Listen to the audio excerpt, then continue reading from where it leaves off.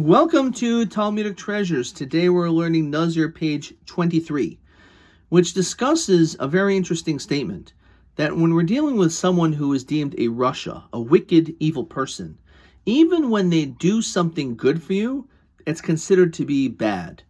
Now, why do we say this, and where do we find a source to this anywhere in the Torah?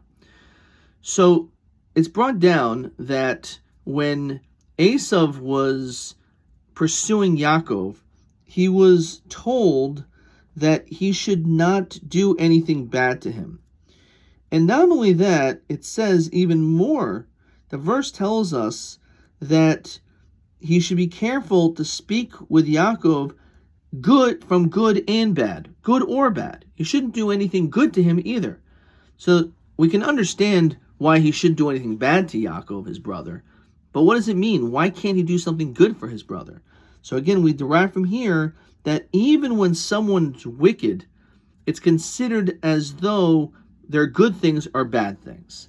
And there are different interpretations what this means. So it's explained that when Esav finally encountered his brother the next morning, that he wanted to bite his brother. It's brought down. But instead, he kissed him.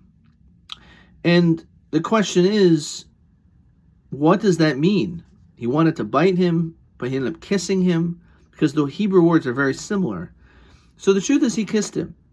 But sometimes even a kiss, when it comes to a wicked person, a kind, sweet, warm, loving gesture is like a bite. And the reason is that they probably have ulterior motives. They're not interested in helping someone else, doing for someone else. They're only thinking about themselves. So even when there is a perception as though that this person is doing something good for you, the reality is they probably have something else in mind. And this actually is brought down when it comes to another story in the book of Judges. There was a very powerful general by the name of Sisera. And he went in the middle of battle to a Jewish woman's tent, and her name was Yael. And Yael famously had him drink wine, and he had relations with her 7 times, it says here.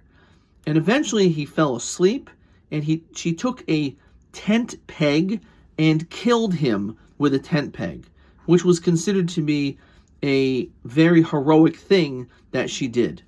And on this, the Talmud wonders, what right did she have to do this? She's getting pleasure from this man by having relations with him. And on this is what the Talmud says, even though this man may be seemingly doing an act which would give this woman pleasure, it's really bad. And we can certainly understand this. We could imagine if we were talking about someone like Sisera, and he barges into a woman's tent, and he has a physical desire to sleep with her, he's not doing it with any intentions of her enjoyment or her pleasure. He's only thinking about himself, because that is the act in general of a rasha. Someone who is evil does not care about the next person.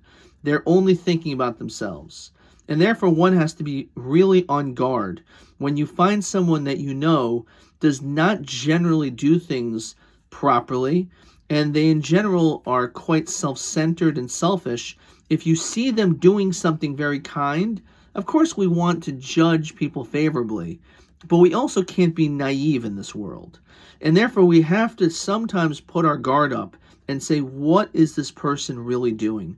Why are they doing this? Is it because they really, for some reason at this moment, want to be kind? And it's possible. It is possible.